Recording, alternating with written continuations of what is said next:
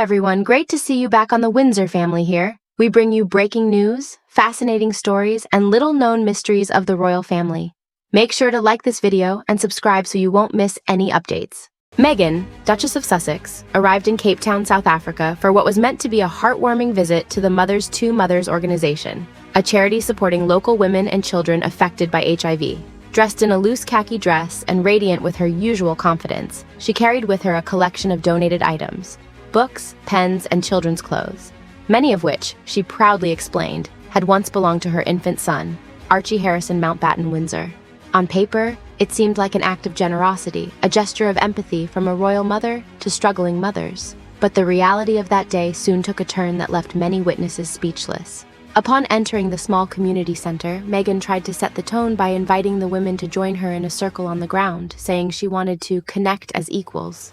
Yet in the local culture, kneeling or sitting on the ground is not a casual act.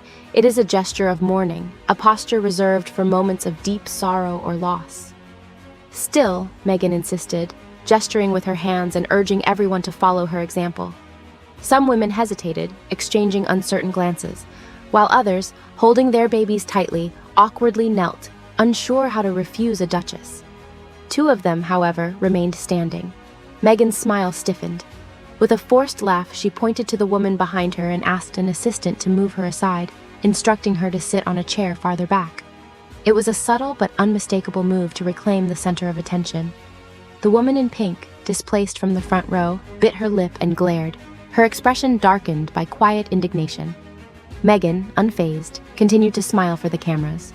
At one point, she crouched down and tried to play with a little girl wearing a green dress, perhaps hoping for a candid, affectionate moment.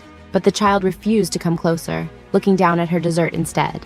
When Meghan extended a hand, the girl ignored it completely, and in frustration, Meghan tossed aside the children's book she had been holding.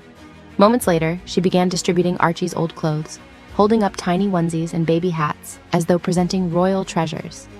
"These belong to my son," she said warmly, but the women's faces remained blank, and the girl in green turned her head away, uninterested. The room grew tense. Polite clapping followed only because local organizers encouraged it. Then Meghan, perhaps trying to recover, gently patted the little girl on the back, startling her so badly that she flinched and moved away. The discomfort was palpable. What had been intended as an empowering visit now felt staged, even condescending. Cameras caught smiles that never reached the eyes, laughter that fell into uneasy silence. In contrast, whenever Catherine, Princess of Wales, visits communities around the world, the atmosphere transforms naturally. She kneels to meet children at eye level, listens to mothers' stories without interrupting, and her warmth radiates effortlessly. Children reach out to her unprompted, tugging at her hands and dresses as though drawn by some gentle maternal energy. No staged gestures, no forced symbolism, only sincerity. And that is the true difference between grace and performance, between a duchess who commands attention and a princess who earns affection.